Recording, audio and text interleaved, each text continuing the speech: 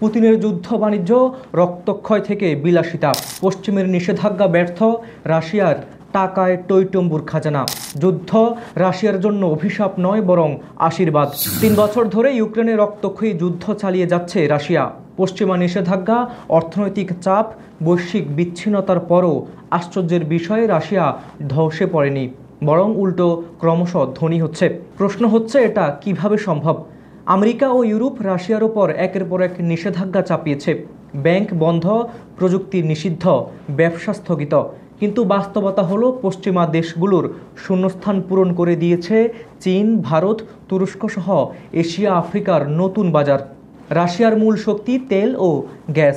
নিষেধাজ্ঞার কারণে পশ্চিমে রপ্তানি কমলেও এশিয়ায় রপ্তানি দ্বিগুণ বেড়েছে। রাশিয়া ডিসকাউন্টে তেল বিক্রি করছে, আর ভারত, চীন সেই তেল কিনে প্রক্রিয়াজাত করে আবার ইউরোপেই বিক্রি করছে। লাভের ভাগ পাচ্ছে রাশিয়াও। রাশিয়ার প্রতিরক্ষা শিল্প ফুলে ফেপে উঠেছে। একদিকে ইউক্রেন যুদ্ধের জন্য অস্ত্র তৈরি হচ্ছে, অন্যদিকে আফ্রিকা ও মধ্যপ্রাচ্যের দেশগুলো রাশিয়ার কাছ থেকে আগের তুলনায় বেশি অস্ত্র কিনছে। ফলে রাশিয়ান সামরিক শিল্প এক প্রকার স্বর্ণখনিতে পরিণত হয়েছে। পশ্চিমা পণ্য বাজার থেকে উধাও হওয়ায় স্থানীয় ব্যবসায়ীরা সুযোগ পেয়েছে। কৃষি, খাদ্য, প্রযুক্তি সবকিছুতেই রাশিয়া আত্মনির্ভর হওয়ার চেষ্টা করছে। সরকার কড়া মুদ্রা নিয়ন্ত্রণ চালু করেছে, ফলে রুবল স্থিতিশীল থেকেছে।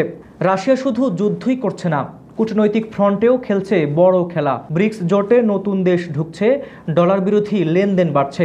এর ফলে রাশিয়া পশ্চিমা আর্থিক ব্যবস্থার বাইরে বিকল্প পথ তৈরি করছে।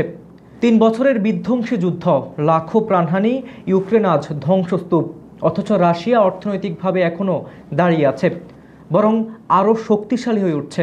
প্রশ্ন হলো, এই অর্থনৈতিক অলৌকিকতা কতদিন টিকবে? যুদ্ধ কি রাশিয়াকে ধ্বংস করছে, নাকি নতুন শক্তিতে গড়ে তুলছে?